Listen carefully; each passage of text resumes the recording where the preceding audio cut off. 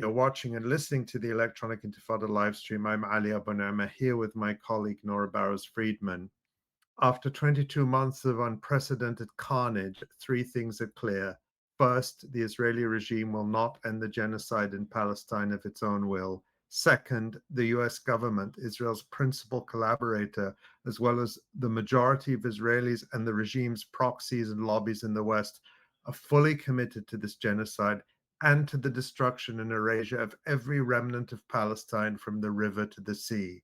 And third, other Western governments like the UK and Germany, as well as far too many complicit Arab states in the region, are fully dedicated to the cause of Israeli impunity.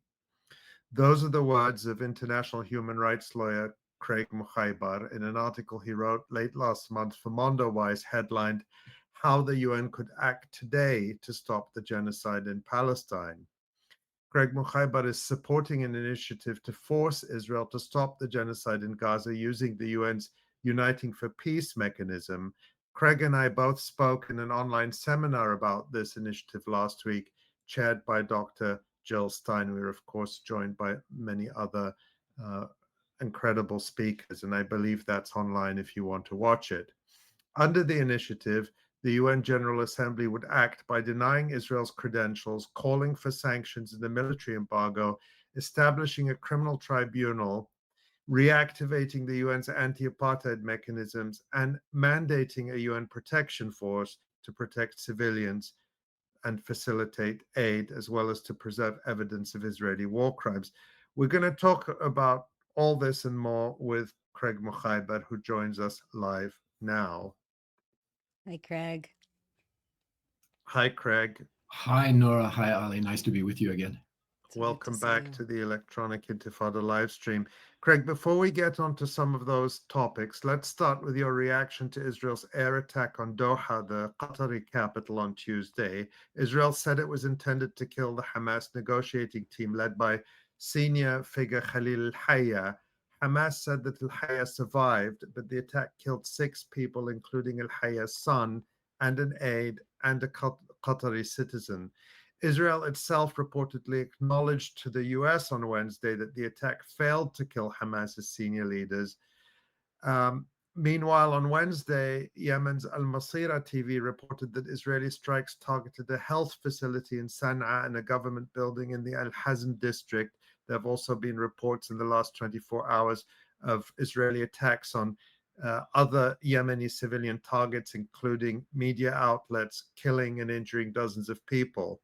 And of course, at the end of August, Israeli attacks on Sana'a, the Yemeni capital, killed Yemen's Prime Minister Ahmed al-Rahawi and almost a dozen other ministers and senior officials, scarcely even generating any international headlines. Israel has also reportedly been attacking boats in Tunisia that are part of the international flotilla trying to break the siege on Gaza. Craig, I know that's a lot, but I just want to get your reaction to these actions by Israel. Well, Ali, once again, this is one of those acts that reminds us that what the Israeli regime is doing with its American partner principally is not just attacking Palestine and Palestinians, it's attacking the entire world. It's attacking the international legal framework. It's attacking the international diplomatic framework. Rule number 1 of diplomacy is you don't murder your diplomatic counterparts, right? This was a team that was in Qatar to negotiate a ceasefire. This was an attack on a residential and diplomatic quarter in Doha. And, it's so typical of Israel. This was a treacherous, a perfidious crime. This reminds us of the murder of Nasrallah in Beirut, who was there having agreed to a ceasefire when the Israelis murdered him. And then, we all remember the US-Israeli attack on Iran, where they pretended to be negotiating in order to carry out a sneak attack, just as they did in this case. And I think what it shows us is that there's nothing more threatening to the Israeli regime than negotiations and a possible ceasefire, because they see this as an inconvenient obstacle to what their plans are now, what their plans have always been, which is the total destruction of Gaza, the total destruction of Palestine, and completing its genocide there. It does not want a ceasefire. Now, as an international lawyer, I'm compelled to say this was a serious violation of international law.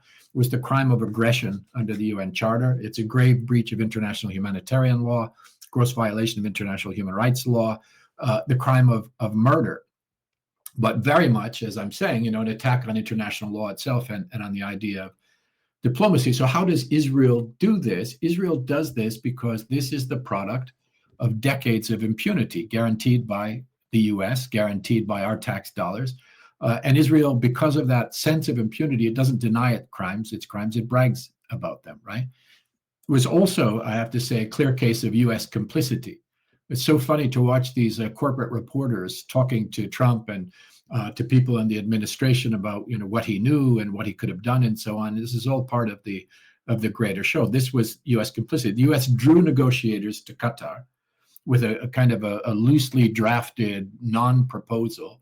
It armed the assassins. It almost certainly greenlit their killings, and it stood down U.S. air defenses that are based in Qatar, allowing the strikes to take place on their own allies. And why I think that's important is because it reveals, again, if they need more evidence of this, the Faustian nature of this deal that the Gulf states have entered into with the U.S.-Israel access, where they've sacrificed their sovereignty, they've sacrificed their economies, they've sacrificed their honor. They're hosting U.S. military bases, the biggest one of all, in Qatar, normalizing with the Israeli regime, even as it perpetrates a genocide. And they're doing this with the expectation that means they'll be safe from the ravages of the U.S. empire. Of course, it was always going to end badly for them, but I don't think any of them expected that they'd be thrown under the bus by the U.S. so quickly, standing down its military defenses in Qatar. And I think if they don't respond in a meaningful way, they're all going to need to brace themselves for this to continue as the new normal, or as Netanyahu says, the new Middle East as he sees it. Just one more thing I want to say about this is that there is a tendency in the media to talk about these things as incidents, disconnected incidents. But you don't have to zoom back very far to see that what's happening here is an assault on the region and on the world. Genocide in Palestine, occupying territory in Palestine, Lebanon, and Syria. The transnational terror attacks in Lebanon with booby-trapped pagers, attacks on Iran and Syria and Lebanon and Yemen. This attack on humanitarian boats in Tunisia just in the last couple of days, and its extension of its proxies in our own countries in the West to attack students and academics and human rights defenders and peace activists, even as it builds its nuclear stockpiles, as it supports with technology and weapons the most oppressive regimes all around the world, as it surveils all of us with its technology, and as it spends billions of dollars to spread its racist ideology all around the world. It is hard to understand how ordinary people are not able to see the seriousness of the threat that is facing us. This is our 1930s moment, and yet the world is sitting on its hands and not responding to this collective of horrors that is being perpetrated on it, all because of the impunity that's been afforded to the Israeli regime by the U.S. and other Western partners now for decades. And let's hope this is some kind of a wake-up call to the countries in the Gulf and to the countries more broadly in Western Asia. We'll see.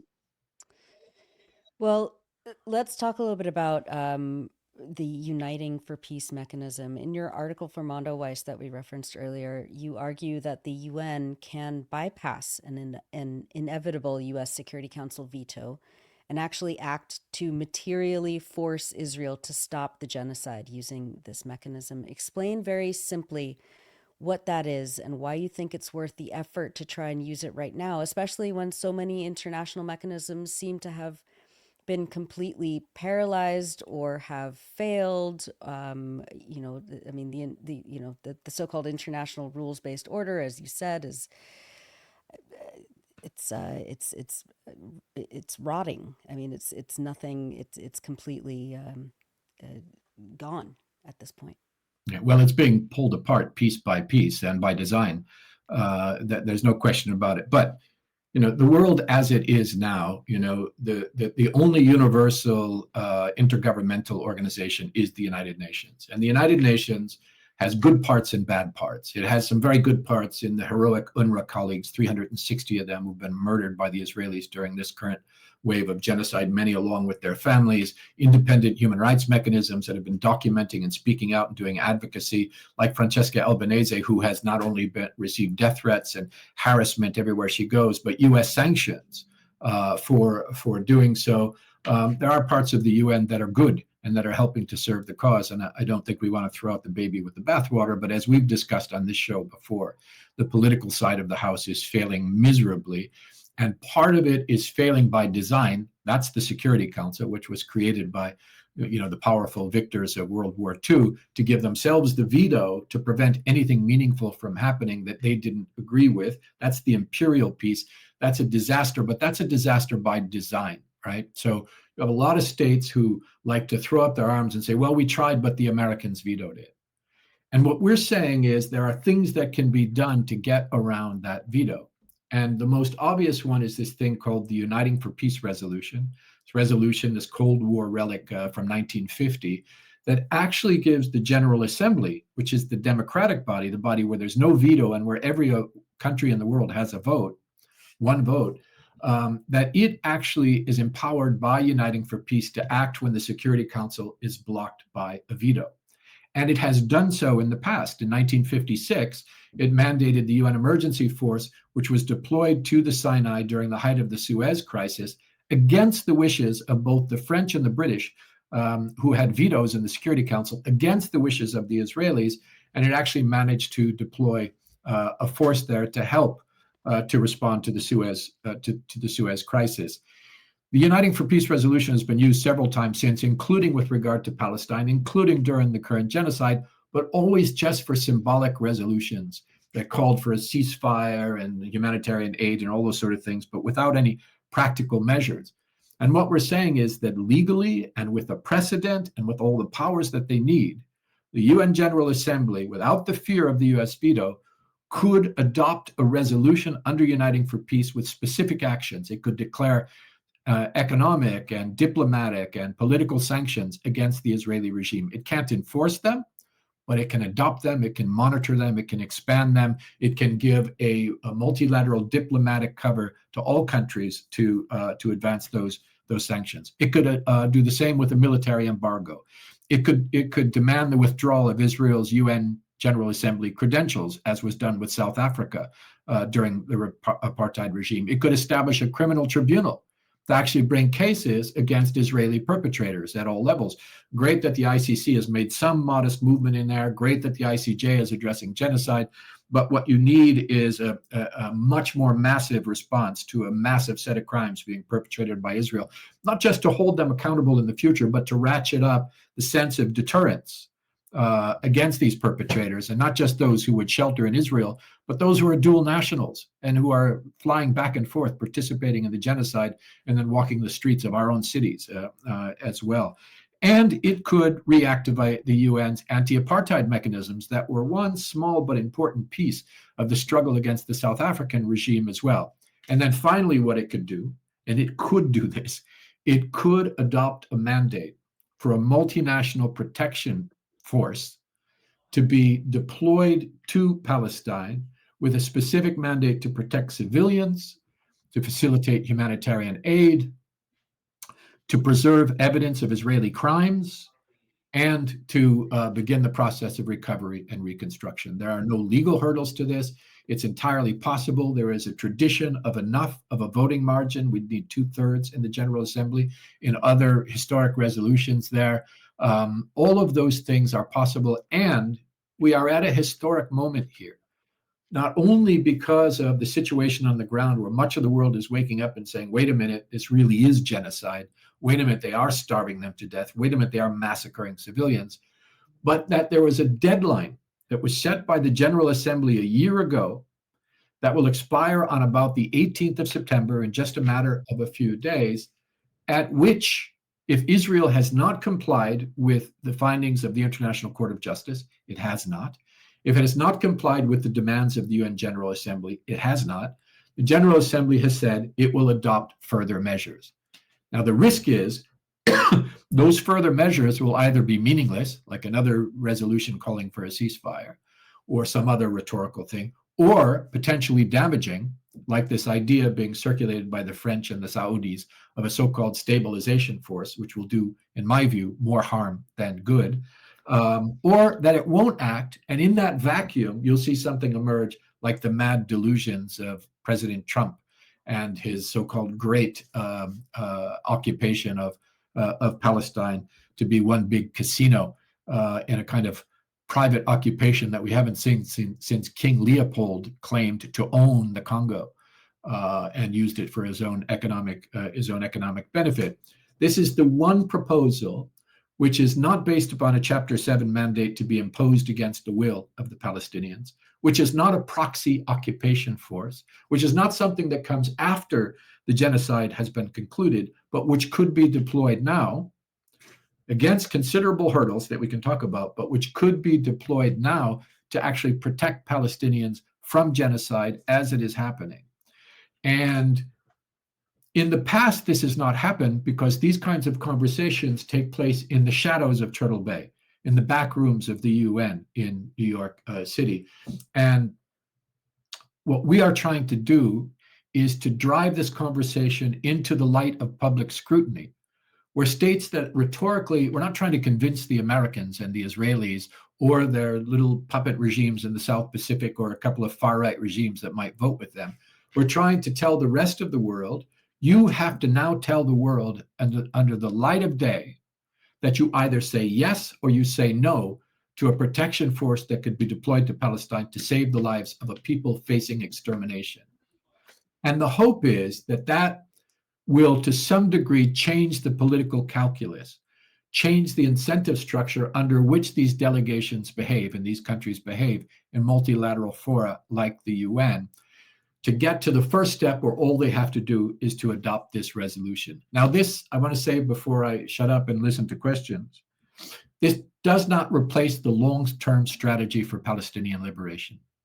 This is something that is a very short-term move to get immediate protection now, and it relies upon all of us to continue the struggle for boycott and divestment and sanctions and prosecutions and education and civil disobedience and public demonstrations. And all of that has to continue as it did in the long-term struggle in South Africa. It needs to continue in the long-term struggle for the liberation of Palestine. But what do we do right now? And the answer is only resistance by the Palestinian people, steadfastness by the Palestinian public, solidarity from the rest of us and ratcheting up that solidarity in all of our actions. But what about intervention? If there's going to be an intervention, this is the one that operates with the consent of the Palestinian people, with a specific mandate that doesn't stick its nose into issues of Palestinian governance or the role of Hamas or the role of the PA. It merely says, which by the way is none of the business of the UN.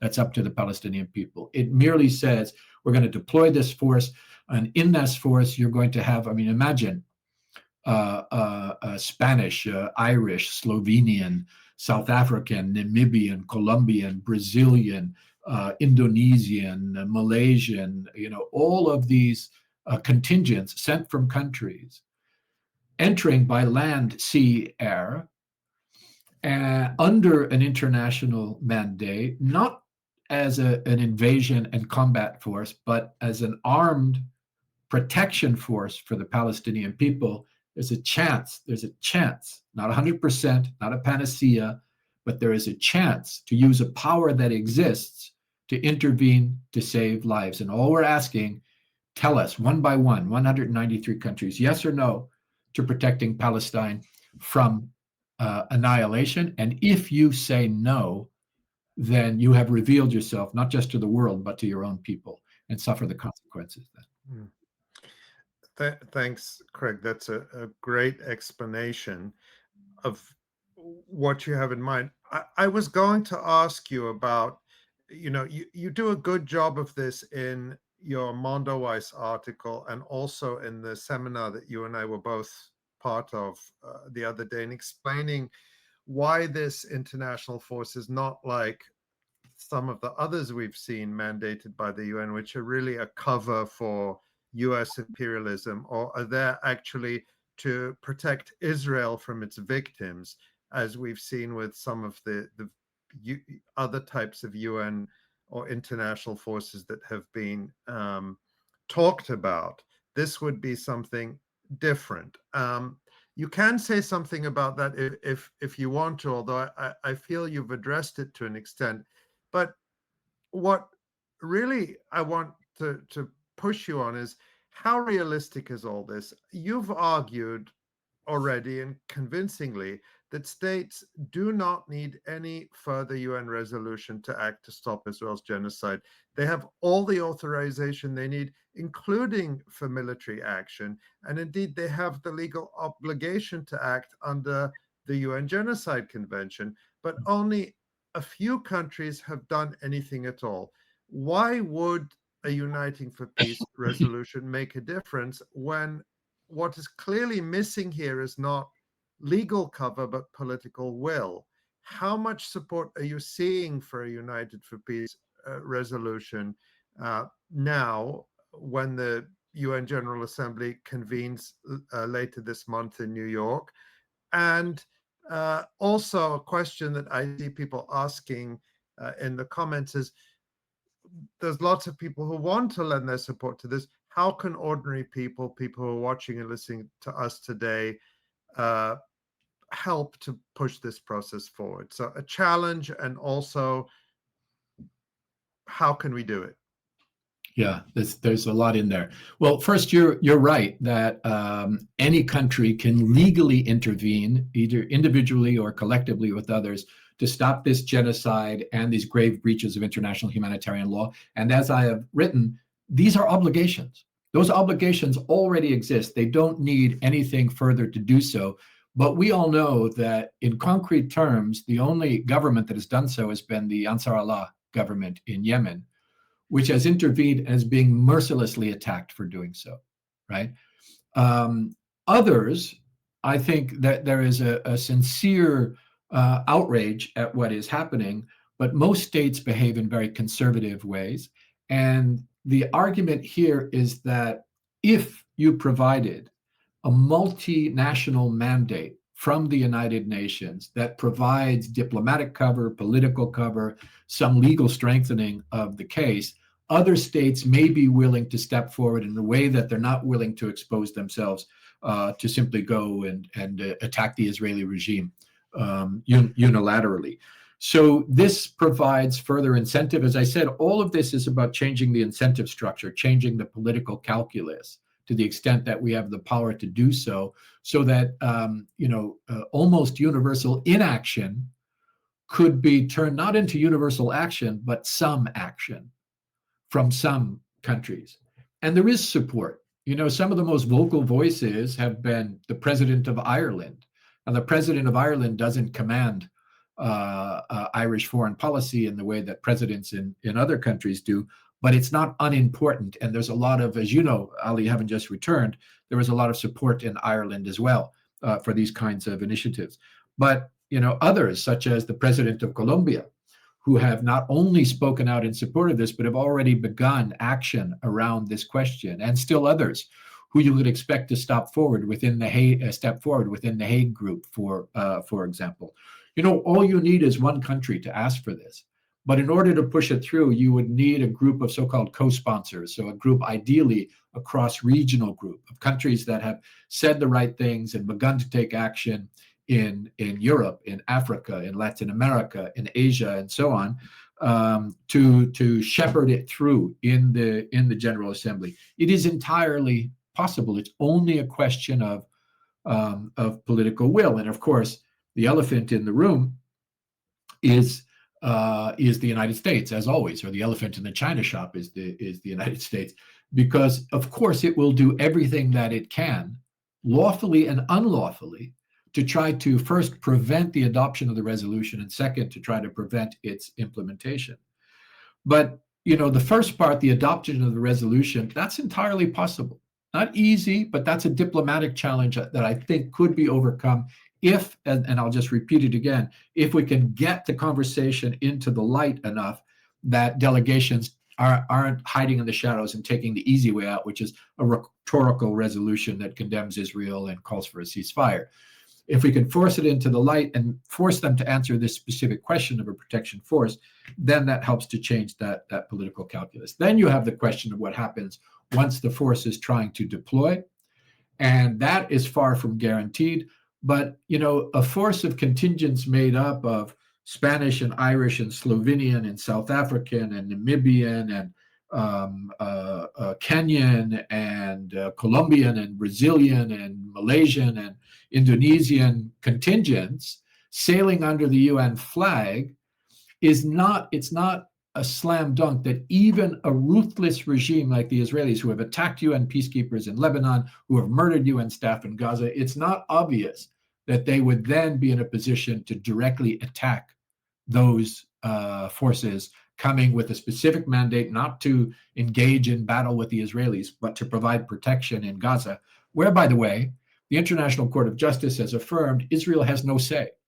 It has no sovereignty, it has no authority, it has no rights in Gaza or the West Bank, and it has no say in this question legally. So that changes, I think, the political calculus somewhat, and potentially, if it's accompanied by, imagine this force coming in, accompanied by massive diplomatic pressure from across regions, accompanied by international media, accompanied by global movements shining the light on this process as well. There are no guarantees with a regime like the Israeli regime, or frankly, a regime like the Trump regime. But it does change the political calculus. And then imagine that they deploy, but they don't get in. This is also a very significant ratcheting up of the political and diplomatic pressure. It is a push for an even better alignment of states if Israel dares to obstruct or to block this action. And it's still not guaranteed, but people have talked about sending a protection force to Palestine for decades. The stars have never been aligned as they are now, both because of the situation on the ground and because of the deadline and the ratcheting up of pressure and the demands coming from the people that watch this show and the people in movements all around the world, and particularly in the West. There's never been a chance that as good as it is now, which is at best a 50% chance. And there will not be in the future a chance as good as this. And we can't leave a vacuum to be filled by the mad fantasies of Donald Trump and Kushner and Tony Blair, who they dug up in some crypt and have involved in this process of Trump's planning as well, if we have an opportunity to do this. And, if we ask for it and they don't do it, it's their sin. If we don't ask for it, it's our sin, right? We can't leave any, as I've said, arrows in the quiver when we're fighting extermination. We have to use everything that we have. And here's the last thing I'll say on this. Either the UN will do this after 2 years of sitting on its hands in a live-streamed genocide, something it was established to address these kinds of atrocities and aggression and the kind of behavior that the Israeli regime is engaged with, not just in Palestine, but across Western Asia and beyond. Either they will use what they have, the powers that they have, and take the action that they're supposed to take, or it will absolutely be the beginning of the end of these institutions, whose credibility is already hanging by a thread, whose legitimacy is already hanging by a thread. You can't blame the US veto in the Security Council if you have another option and you choose not to take it. Yeah, absolutely. Yeah, the credibility of these international bodies is it's very little. Craig, the U.S. Secretary of State Marco Rubio recently denied visas to the leaders of the Palestinian Authority, including Mahmoud Abbas, to attend the UN General Assembly, proving that no matter how much you capitulate to the enemy, you say that the security of Israel is sacred, the security cooperation of the PA is sacred, you'll still get punished by Israel and the U.S.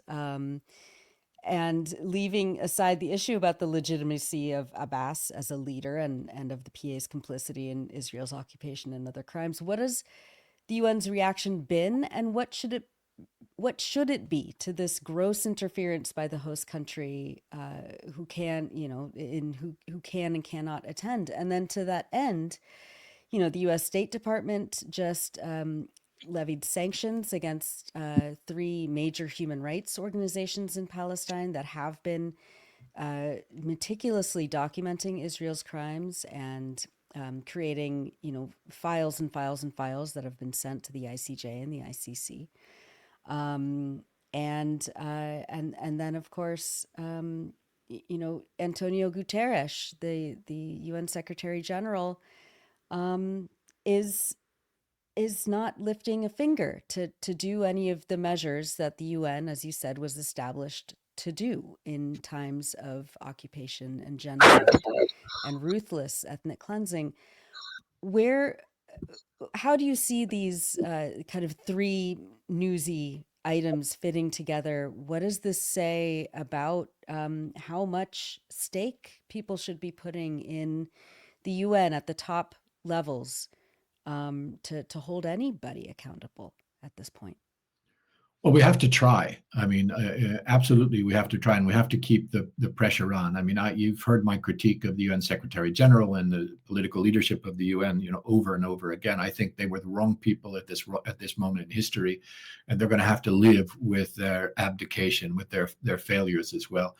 I mean, this blocking of visas by the United States, I mean, this is an absolutely lawless government. We know that this is unlawful because, this is a breach of U.S. treaty obligations. The UN host country agreement with the United States is a treaty. It is binding law, and it is being ignored, just as the UN Convention on Privileges and Immunities is being breached by the United States in doing so. They don't care. This is an absolutely lawless government, right? And they know very well that Palestine is going to be the centerpiece of this 80th session of the UN General Assembly. That there's going to be a discussion on the two-state solution. There are going to be interventions on the genocide in Palestine. There are going to be a number of states that are announcing their recognition of Palestine. There are going to be a number of reports received on Palestine from the Secretary General and from the High Commissioner of Human Rights and from agencies and others. The very centerpiece of this session of the General Assembly is Palestine. And so, in obsequious performance of the commands of the Israeli regime, the U.S. government is doing all it can in this very childish way, I have to say, to try to block the participation of the Palestinian delegation at this moment. So, without regard to the legitimacy of the Palestinian Authority, its overlap with the state of Palestine and with the PLO these days, all of that, the state of Palestine has a legal right to participate in all of this. And how do you talk about Palestine without Palestinians? That's the repeated U.S. sin over and over again. So it's an absurdity. And by the way, the U.S. government has granted a visa to al-Shara, al-Jolani of Syria, who is still on the U.S. terrorism list. But they don't grant a visa to their ally in Ramallah, right? So you can see the madness of this, and particularly when the centerpiece of this session is going to be Palestine. Now, there's a precedent from 1988. People will recall that the U.S. Tried to block Yasser Arafat from coming to address the UN General Assembly. At that moment, they got slapped down very badly, the United States, because the entire UN General Assembly agreed to move the session to Geneva, Switzerland, in order to allow Yasser Arafat to address the UN General Assembly. That was another time when the U.S. Further isolated and marginalized itself, did no harm to Palestine in the process. To the contrary, heightened the prestige of the Palestinian delegation in doing so. In this case, there has so far been no move to move the General Assembly to Geneva, although there are conversations behind the scenes. A part of that conversation is that they don't need to do so because there is a resident Palestinian delegation in New York that will be able to attend, and they have modern technology that wasn't available in 1988 to have the senior Palestinian delegation also address the General Assembly. I still think they should move to Geneva. I think the whole UN, it's long overdue to get it out of New York. It's not in the interest of the UN to be in the belly of the beast as it is. But even if they don't do so, they're not going to be able to silence the Palestinian voice. There will be Palestinian participation and people speaking on behalf of Palestine as well. And has the UN Secretary General done enough? Well, it is his job in the UN to try to make sure that the headquarters agreement is respected, the host country agreement is expected. So far, all of this has been happening behind the scenes with his spokesperson indicating that there are conversations going on with the host government, and we hope that they will respect it and so on. The General Assembly opened on the 9th of September, but the high-level week, the so-called general debate with the heads of state and heads of government, that's not until the 23rd to the 29th of September. So there could be further moves between now and then, but this is a very, very clear breach. And here's just the last thing I'll say on this. You know, the idea that, for example, the French and the Saudis would go ahead with their two-state solution conversations, as crazy as that is, in any event, without the senior Palestinian delegation present, this is not a solution for anything. This has been the problem of international diplomacy when it comes to Palestine. I hope that won't be the case. Mm. Well, Craig, you know, you said so many things there that I agree with. I mean, I'll just say for me personally, I don't recognize the Palestinian Authority or its legitimacy to represent Palestinians anywhere. They have their claim to represent Palestinians is null and void as far as I'm concerned, particularly as they collaborate with the genocidal regime murdering Palestinians. So I don't look at this as being about Palestinian representation. I don't consider them Palestinian representation. But I look at this from the perspective of what the UN claims to be, this world body that represents the world and that should be sovereign and should not be subordinate to Marco Rubio deciding which world leaders can and cannot attend. So, I mean, if the whole UN general, if the reason for not moving to Geneva is that, well, Mahmoud Abbas can join us by Zoom, then no one needs to come to New York. The whole thing can be done on Zoom. In other words, to me, it's shocking that Antonio Guterres, the Secretary General, hasn't even commented on this publicly. I've been checking almost every day. I've seen nothing from him. And as you say, it all seems to be going on behind the scenes. And so it seems to me that by not moving it, they are acquiescing to the State Department deciding who can and can't come. I don't know if you want to say anything else about that, and then we'll let you go. But I just want to get your final comment about that aspect, Craig. Yeah, absolutely. I mean, I think not only should they move the session, the 80th session to Geneva, absolutely they should, because it's also important to make sure that the U.S. suffers the marginalization and isolation that it deserves when it makes these sorts of unlawful moves. That would be a very, very powerful signal. But the UN needs to get the hell out of New York permanently. You know, I worked in the UN in various duty stations, including in New York, and I can tell you that the worst host country on the planet is the United States for the UN. The atmosphere, the smears that come directly from the US government against UN personnel, harassment of people, delegates, and staff by immigration that you don't experience in other countries that host the UN. The massive financial costs for operating in New York City. And by the way, the UN brings billions of dollars in revenues to New York just by being there. So the US is benefiting and the UN is not. The prestige that it gets, the diplomatic access that the US gets, all of that it gets, in return, it sanctions UN officials unlawfully. It harasses them. It presents risks to their safety by firing up these sort of far-right anti-UN voices and so on. So the UN does not belong in New York. The UN belongs, if you simply say the UN is moving, you can bet the bidding war amongst other countries in the world. And I would love to see it be somewhere in the global south and a bit more insulated from the machinations of the US empire. but anywhere else would be better. And you can bet there would be a huge bidding war offering things to the UN to move to countries from Europe, from Africa, and beyond. So it should move. I mean, Palestinian representation absolutely should never be left to the Palestinian Authority. The Palestinian Authority technically has no voice in the UN. Foreign policy is supposed to be the business of the PLO, and the state of Palestine is the voice in the UN. The problem, of course, is the Venn diagram, where all of those things now overlap with the same personalities and the same power structures. I mean, that's for the Palestinian people to resolve. But I think there are a lot of folks in the world, especially in the world of international diplomacy, that would like to see the PLO become the PLO again.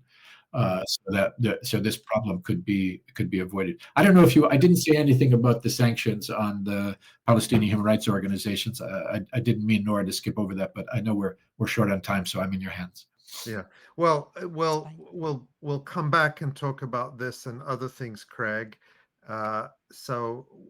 Just we're very grateful for all the analysis you do. I mentioned the article on Mondoweiss that gives people a lot of background on this Uniting for Peace initiative. I think it's an excellent primer. And then, is there anywhere else people can go to find out more, Craig, or is your article a good starting point? I think it's a good starting point. There are a lot of organizations now that have come together to try to push this forward. And there's a day of global action that's been called on the 18th of September. But this is an immediate term need. So anyone who wants to act on this, if we get to the 18th of September or a few days thereafter, and there hasn't been movement within the General Assembly on this, then we're going to know pretty well that, we haven't been able to mobilize the political will that's necessary. This is a short-term campaign. There are demonstrations planned in capitals around the world and in front of the UN, at least on the 18th and perhaps even before then, so folks can get involved. They can find information for that on my Twitter X feed, and with all the organizations that are involved. At least a dozen organizations and movements are now involved in this process, all centered on Palestinian civil society organizations that are in the lead, and the rest of us are working in solidarity with them. Great. Incredible. Thank you so much, Craig. We'll be following it, and we look forward to having you back again soon. And in the meantime, we will continue to follow all your incredible analysis. Thank you so much, Craig. Oh, thank you, Algie. Thank you, Nora, so much.